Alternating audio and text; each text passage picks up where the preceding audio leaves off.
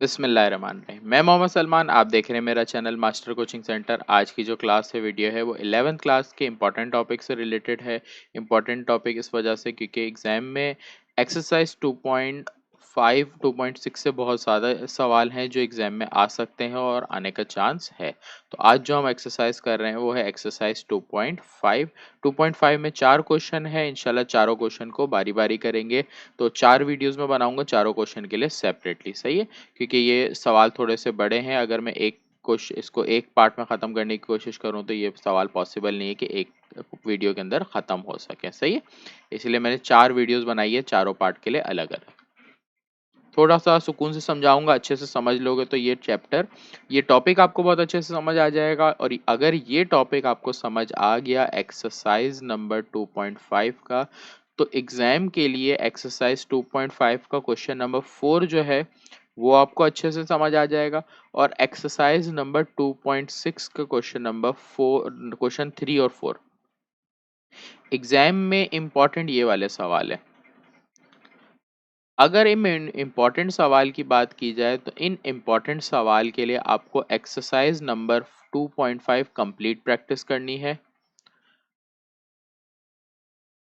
Complete अगर practice करोगे तब आपसे ये सवाल बहुत इजीली सॉल्व हो जाएगा, वरना इस सवाल में एक भी मिस्टेक होगी पूरा सवाल गलत हो जाएगा। और अगर सवाल गलत हो गया तो उसमें गलती पकड़ना भी बहुत मुश्किल हो जाएगा आपके लिए, सही है। तो क्वेश्चन नंबर 1 पर आते हैं। सही है, मेरे चैनल पे जो न्यू है सब्सक्राइब कर लें तो आपको न्यू वीडियोस इस चैप्टर से रिलेटेड आगे के चैप्टर्स की मिलती जाए, सही है। और भी जो अपडेट में नोट्स वगैरह की डालता हूँ वो आपको मिलती जाएगी। पहले मैंने क्वेश्चन दिया हुआ था वो उतार लिया। हमें क्या करना है, इस फॉर्म को इक्लॉन फॉर्म में ले जाना। अब इक्लॉन फॉर्म होती क्या है आपने ज़्यादा डिटेल में नहीं समझना, बेसिक अभी समझा देता हूँ। इक्लॉन फॉर्म होती है कि अगर आप कोई मैट्रिक्स लो उसमें फर्स्ट नंबर 0 हो और उसके नीचे के नंबर 0 हो, फिर उसके बाद अगर बात करें इसके आगे कुछ भी हो, 5 1/3 कुछ भी हो सकता है, अपॉन में भी हो या ना हो। फिर सेकेंड लाइन पे बात करें तो यहाँ तो ऑब्वियसली बात है कि अगर इक्लॉन फॉर्म लिए तो ऊपर 1 तो नीचे 0 होगा। फिर नेक्स्ट लाइन में या तो यहाँ पर 1 होगा या ये इस तरह से मैट्रिक्स हो सकता है, 1 0 0 होगा, 3 6 9 5 4 7 ऐसे होगा। या तो ये होगा या एक और फॉर्म हो सकती है या ये यूं दिया हुआ जाए,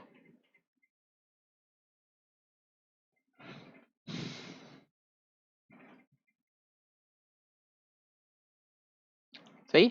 या तो आप इसको इस तरह से दिया जाएगा या तो 1 दिया जाए। अगर 1 दिया हुआ है तो आपको इसके नीचे 0 बनाना है, सही है। आपका ये स्टेप होगा, आगे भले कुछ भी नंबर हो। इसी तरह तीसरी लाइन में आपको यहाँ कुछ भी नंबर दिया हो, आपने या तो यहाँ पर 1 बनाना है। आपने तरीका ये रखना है कि ये तीनों 1 हो जाए बाकी ये 0 हो जाए, ये इक्लॉन फॉर्म है। या अगर आपके पास यहाँ नंबर कोई और दिया हुआ है तो आपने इसको 1 बनाना है। अगर ये 1 बनेगा और इसके नीचे 0 होगा तो ये इक्लॉन फॉर्म है, वरना नहीं है। इसी तरह यहाँ पे देखो पहली लाइन क्या है, 1 हो गई, ये सेकंड लाइन में 0 हो गया। अब आपको ये वाला 0 करना है, सही। आपने ये 0 करना है और इसको, तब जाके ये क्या होगी, इक्लॉन फॉर्म कहलाएगी। तो सिंपल है, इक्लॉन फॉर्म में ये सारे नंबर 1 होंगे, या तो 1 होंगे या तो इनमें से कोई 0 होगा। और अगर ये 1 है तो इनके नीचे के 0 होने चाहिए, सही। ये आपकी इक्लॉन फॉर्म है। तो आपने इन सवालों में यही पार्ट करना है। देखो किस तरह करेंगे, बहुत इजीली समझाऊंगा। जो स्टेप बताऊं वो अच्छे से समझ लोगे तो इजी रह जाएगा। आपको यहाँ सबसे पहले 1 बनाना है। पहले नंबर में या कहीं पर भी 1 ना बना हो और 1 बनाना पड़े तो या तो एडिशन, सब्ट्रैक्शन या डिवीजन में से प्रॉपर्टी लेते हैं। जब कोई भी नंबर दिया जाएगा हमेशा इसको आपने 1 बनाने के लिए क्या करना है, पहले तो ये आइडेंटिफाई कर लें ये कौन सी लाइन है, ये R1 है। आपको यहाँ 1 बनाने के लिए करना ये है कि आपको इसी नंबर से डिवाइड कर देना है। आप हर किसी को 5 से डिवाइड कर दोगे, देखो divided by 5, divided by 5, divided by 5। हर जगह आपने 5 से डिवाइड कर दिया। जो स्टेप बचा वो लिख दो। यहाँ पर 1 बच गया, -3 -1 9/5, 5 -5 3/5 6 -3 हो गया। पहला स्टेप हो गया 1। जब 1 बनेगा उसके नीचे के नंबर आपको 0 बनाने। हमेशा कोई भी नंबर 0 बनाने के लिए एक ही पैटर्न को हम हर दफा फॉलो करेंगे जितने भी सवाल करें। आपने 0 बनाना है R2 को, आपने लिख दी। आपने 0 बनाना है R3 को, आपने वो भी लिख दी। फिर आपने करना ये है कि यहाँ जो भी नंबर दिया जाए उसको अपोजिट साइन के साथ ले लो। यहाँ -3 दिया, मैंने +3 ले लिया। या -1 दिया, मैंने क्या ले लिया, +1। उसके बाद आपने आगे भी कंटिन्यू रखना है कि आगे आपने मल्टीप्लाई में वो लाइन लेनी है जो आपने 1 बनाई थी या 1 बनी हुई थी आपके पास। तो आपके पास 1 है R1 में, इसलिए आप दोनों को मल्टीप्लाई कर दोगे R1। तो हर दफा यही प्रॉपर्टी होगा, जिसको आपको 0 बनानी होगी, जैसे R2 प्लस 3R1, तो लिख देता हूं कि जो आपको 0 बनानी है, जो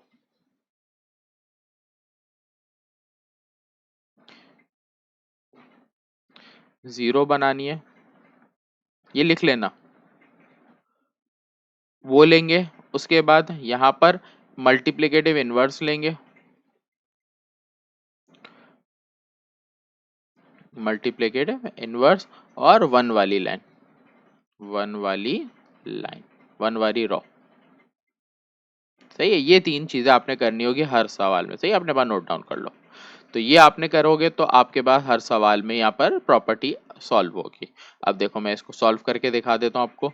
क्या किया मैंने, यहाँ पर +3 लिखा R2 में, तो R2 की हर नंबर के साथ में +3 लिखता जाऊंगा। देखो +3 लिखा हर जगह। उसके बाद हर किसी को R1 से मल्टीप्लाई कर देना। R1 की वैल्यू आपके पास देखो ऊपर वाली लाइन में 1 है, यहाँ पर, यहाँ R1 में आपके पास 9/5 है, यहाँ पर R1 में आपके पास 3/5 है। फिर नीचे आ जाते हैं, नीचे हम ले लिया +1, तो हर किसी के साथ +1 रखो,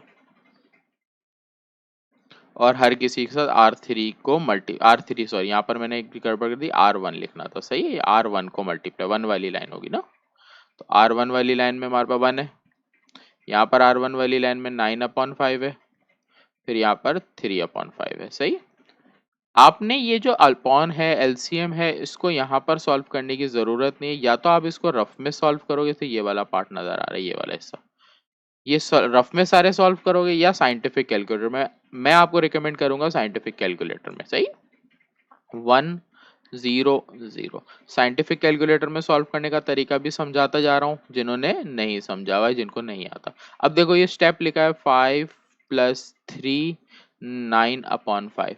अगर आपको इस वैल्यू को कैलकुलेटर में पुट करना है, आप लिखोगे 5 + 3, फिर लिखोगे ब्रैकेट बनाओगे, 9 लिखोगे।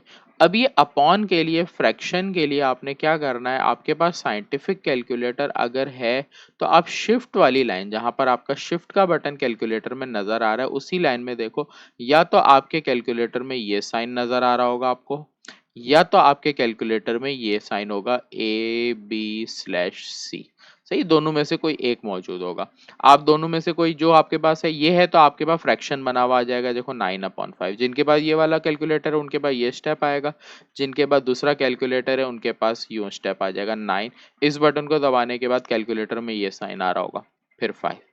सही है, आप दोनों सूरतों में कोई फर्क नहीं है। आप अगर इस कैलकुलेटर को यूज कर रहे हो तो आप जैसे इज इक्वल दबाओगे आपके पास आंसर आ जाएगा। अच्छा, जो कैलकुलेटर इन स्टूडेंट्स के पास है वो वाला आंसर देगा 52/5। अगर ये कैलकुलेटर आप यूज कर रहे हो तो आपको आंसर ये 52/5 नहीं देगा, ये आंसर आपको कैलकुलेटर देगा इस तरह से।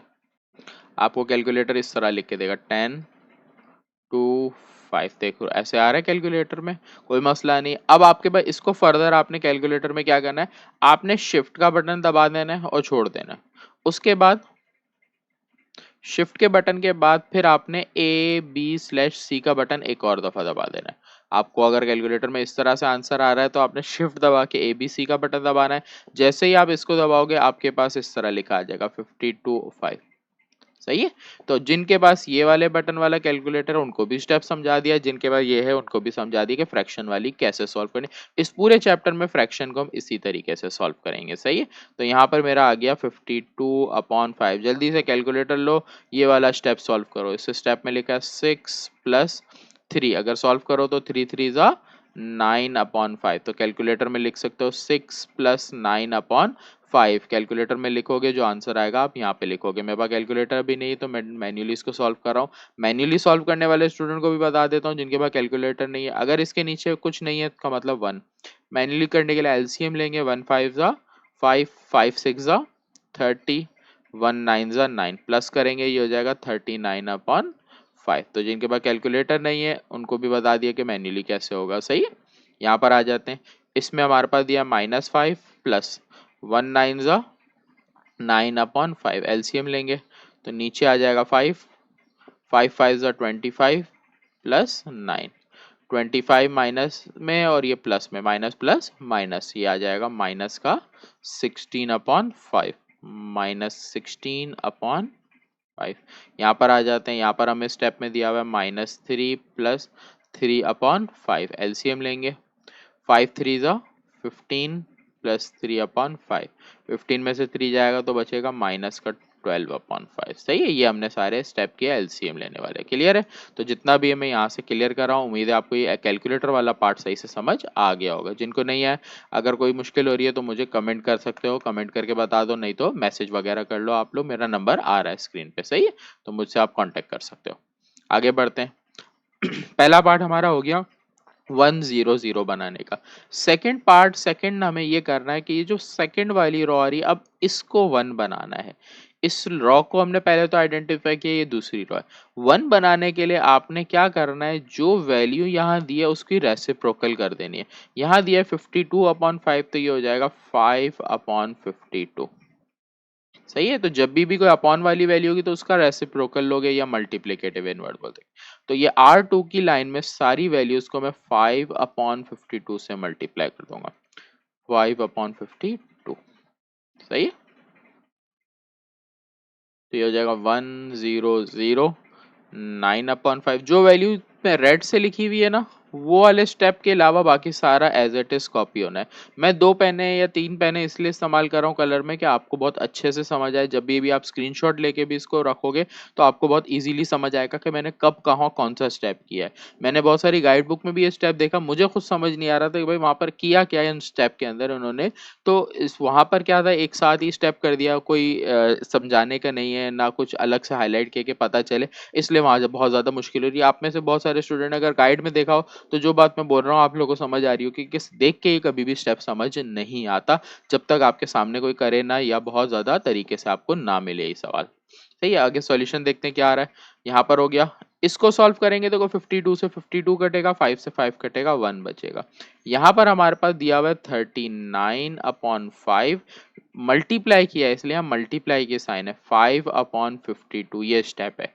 तो 5 से 5 कट गया, ये दोनों नंबर 3 के टेबल में आते हैं, 3 1 जा 3, 3 3 जा 9, यहाँ पर 3 1 जा 3, 3 4 जा 12, तो यहाँ पर बच रहा है 13/14। सही है, ये हो गया। अब हमारा नेक्स्ट स्टेप 1 बन जाए, उसके नीचे आपने 0 बनाना है। अब 1 के नीचे आपने 0 बनाना है, ये 1 है हमारा R2 वाली लाइन में। यहाँ 0 बनाने के लिए ये वैल्यू दी हुई है -16/5, आपने लेनी है +16/5। और मैंने बताया था कि जिस लाइन को 0 बनाना होता है पहले वो लेते हैं, जिस लाइन को 0 बनाना होता है उसका नंबर लेते हैं साइन चेंज करके, और फिर इसको मल्टीप्लाई करते हैं वो वाली लाइन से जिसमें 1 होता है। 1 हमारा R2 में। सही है, ये हमने प्रॉपर्टी लगाई। अब देखो, जहां जहां मेरे पास R2 है ना, सॉरी यहाँ पर एक और चीज मेरे पास, R3 को मैं 0 बना रहा हूँ ना, इसलिए मैं यहाँ R2 नहीं लिखूंगा, यहाँ लिखूंगा R3। अब मैं यहाँ क्या करूंगा, जो जो R3 में वैल्यू दी है उन सबके साथ +16/5 लिखूंगा। देखो पहले मैंने लिखा +16/5, यहाँ भी लिख लिया, +16/5 यहाँ भी लिख लिया। उसके बाद R1 से मल्टीप्लाई करना है। यहाँ पर R2 में हमारे पास क्या है, 1। यहाँ पर R2 में हमारे पास क्या है, 13/14। सही है, तो हुआ क्या हमारे पास सॉल्यूशन, 1 0 0 9/5 एज इट इज 1। इस पूरे को सॉल्व करेंगे 0 आ जाएगा। यहाँ पर दिया हुआ है 3/5, 13/14।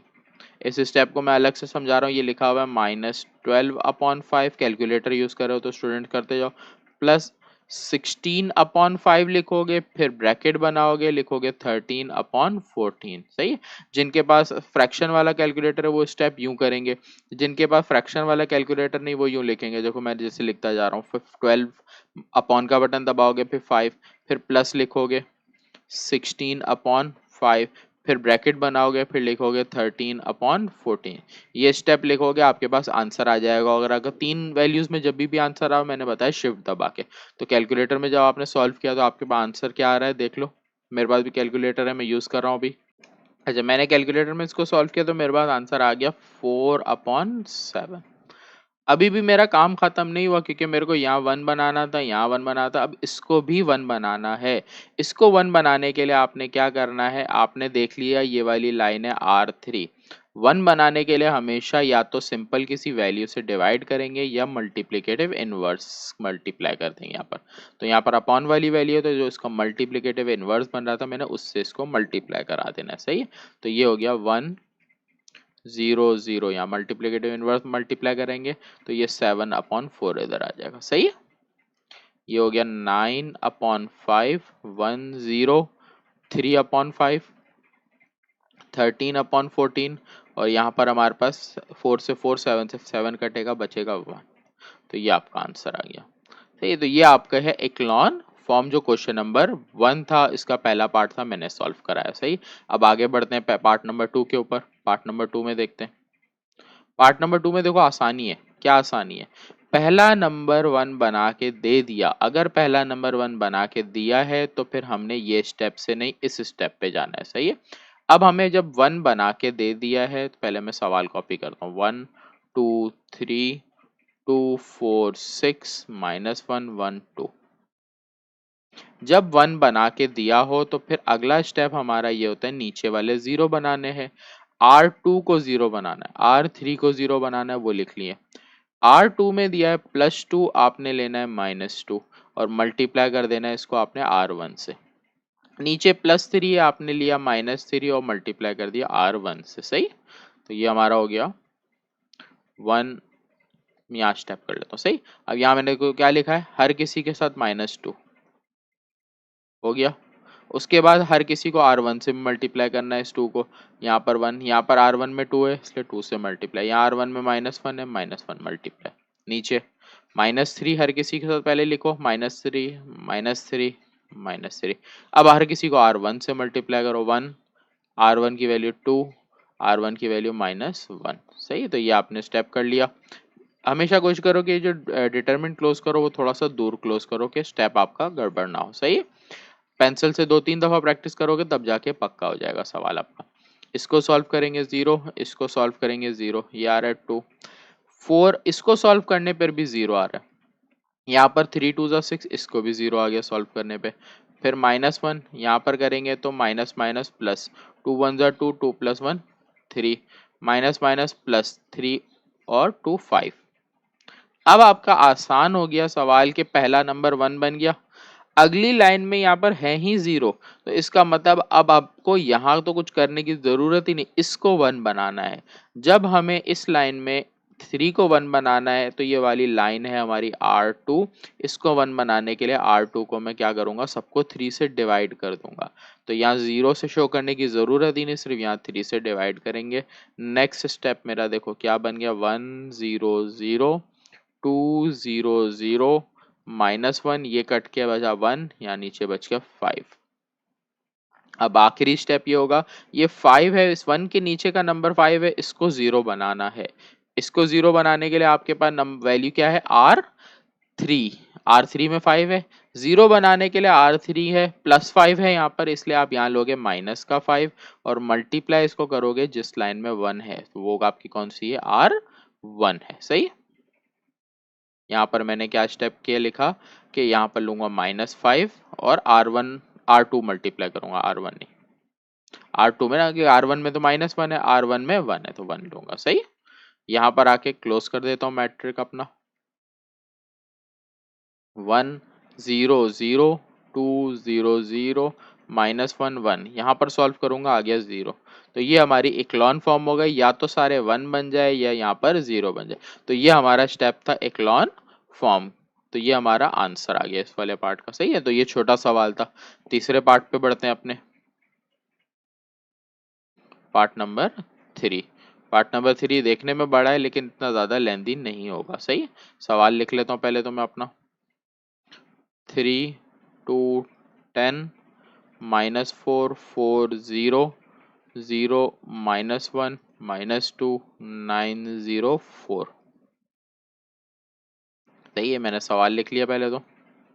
अब मेरा सवाल शुरू होता है यहीं से 1, इसको 3 दिया हुआ है, मुझे इसको क्या बनाना है, 1 बनाना है। इसको 1 बनाने के लिए मेरे पास प्रॉपर्टी क्या होगी, 1 बनाने के लिए हमेशा जिस लाइन को आपको 1 बनाना है वो लोगे और उसको डिवाइड कर दोगे। तो मैं डिवाइड कर दूंगा इसको 3 से। मैं यहीं से शो करूंगा पहले स्टेप में, divide by 3, divide by 3, divide by 3, divide by 3। हर किसी को 3 से डिवाइड किया। यहाँ बचा 1, यहाँ पर कट नहीं रहा, -4/3। यहाँ पर तो 0 से कोई भी चीज डिवाइड हो 0, 9 और 3 को कटिंग करेंगे तो 3। बाकी हर वैल्यू को नीचे एज इट इज आपने लिखना है बगैर कुछ करे।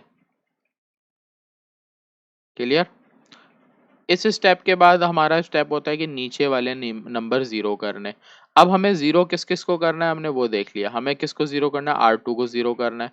और किसको 0 करना है मुझे, R3 को। R2 में +2 है इसलिए लूंगा मैं -2 और मल्टीप्लाई कर दूंगा इसको R1 से। यहाँ पर +10 है तो लूंगा -10 और मल्टीप्लाई कर दूंगा R1 से। सही है। देखते हैं सॉल्यूशन क्या बना अब हमारा। तो यहाँ हर नंबर के साथ आपने -2 लेना है इस वाले लाइन में, -2, -2, -2, -2। उसके बाद मल्टीप्लाई कर देना है इसको ऊपर वाली लाइन से, 1 है। यहाँ पर ऊपर दिया हुआ है -4/3, यहाँ पर 0, यहाँ पर 3। फिर नीचे आ जाते हैं यहाँ पर। यहाँ पर हमने लिखा है -10, हर किसी के साथ -10, इधर भी -10, इधर भी -10, इधर भी -10 और इधर भी -10।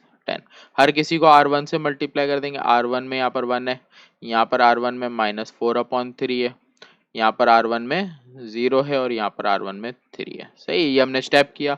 अब आगे देखते हैं क्या बनता है हमारे पास।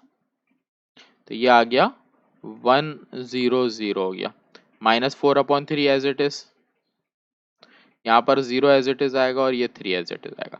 यहाँ पर आप कैलकुलेटर में सारे पार्ट में कैलकुलेटर को सॉल्व, कैलकुलेटर से आप तो सॉल्व करके लिखते जाओगे। सही है। तो इसको आप सॉल्व करोगे तो आपके पास आंसर आएगा। मैं कैलकुलेटर के बगैर कर रहा हूँ। तो यहाँ पर देखो माइनस माइनस प्लस, ऊपर 4 और 2 मल्टीप्लाई होंगे 8। बच्चे गलती क्या करते हैं, 2 को ऊपर भी मल्टीप्लाई कर रहे हैं नीचे भी, हालांकि जो नंबर ऊपर है तो वो ऊपर ही मल्टीप्लाई होगा, नीचे नहीं होगा, इसलिए 3 एज इट इज। एलसीएम लेंगे, 4 3 12 प्लस 8/3, तो ये आ गया 20/3। यहाँ पर 0 से देखो मल्टीप्लाई होगा इसलिए ये बन जाएगा 0। आगे आ जाते हैं, यहाँ पर 0 है इसलिए सिर्फ -1 बच गया। यहाँ पर हमारे पास है 10, 10 0 0 तो सिर्फ बचा -2। यहाँ पर -2 3 6। यहाँ पर हमारे पास क्या है, -4, फिर -10 3 30, तो ये हो गया -34। सही, ये हो गया। अब हमारा 1 बन गया, इसके नीचे 0। अगला स्टेप हमारा ये है, इस लाइन में जो नंबर दिया हुआ है इसको 1 बनाना है। इसको 1 बनाने के लिए आपने क्या करना है, पहले ये देखा ये क्या है, R2 वाली लाइन। R2 में दिया हुआ है 20/3, इसलिए आप यहाँ ले लोगे 3/20। हर किसी को मल्टीप्लाई कर देंगे 3/20 से। तो 3/20, 3/20, 3/20। सही, क्या बना अब देखते हैं। 100, ये है -4/3। इस पूरे को सॉल्व करके आपका 1 बनेगा और ये तो 0 दिया हुआ है 0। इसको आपने सॉल्व करना है, -3/20 बन रहा है, ये दिया हुआ है -2, फिर 3। इसको आपने सॉल्व करना है तो ये आपके पास कटिंग हो रही है, देखो -6 मल्टीप्लाई बाय 3/20 दिया है। तो 2 3 6, 2 10 20, तो ये आ गया -3 3 9/10, -9/10। यहाँ पर सॉल्व करेंगे तो ये दिया हुआ है -4 माइनस, ओ सॉरी 34, ये तो ऊपर देख रहा था। सही है, ये हो गया 1 1 बन गया। अब आखिरी स्टेप है, सिर्फ इसको 1 बनाना है बस। आपने इसको 1 बनाने के लिए ये लाइन देखी कौन सी है हमारी, ये वाली लाइन मेरी है R3। इसको 1 बनाना है तो यहाँ -2 दिया हुआ है इसलिए हर किसी को आप -2 से डिवाइड कर दो, simple. Divide by -2, divide by -2, क्या हो गया हमारे पास, 100 बना, -4/3, 100 -3/20। इसको कट कर लिया, 1 बना, बाकी -3 -9/10 और इसको करेंगे तो ये हो गया 17, क्योंकि माइनस से माइनस कट जाएगा और 17 आ जाएगा 34 डिवाइडेड बाय 2। तो आपका तरीका ये होता है कि तीनों 1 बन गए, ये 1 बन गया, बाकी कुछ भी आ जाए ये आपका आंसर है। तो ये 3 पार्ट थे क्वेश्चन नंबर 1 के। क्वेश्चन नंबर 1 के तीनों पार्ट मैंने आपको पूरे सॉल्व करा दिए, सही है। तो अच्छे से समझ आ गए होंगे। फिर भी कमेंट करके बताओ कि कैसा लगी वीडियो, कैसी लगी कैसी नहीं। तो लाजमी बता दिया करो कि किस तरह से वीडियो है, अच्छी है नहीं है, जो भी कमेंट ज़रूर किया करो। और आपसे मैं अल्लाह हाफ़िज़ लेता हूँ, इंशाल्लाह नेक्स्ट वीडियो में मिलते हैं। और नेक्स्ट वीडियो होगी रिड्यूस इक्लॉन फॉर्म की।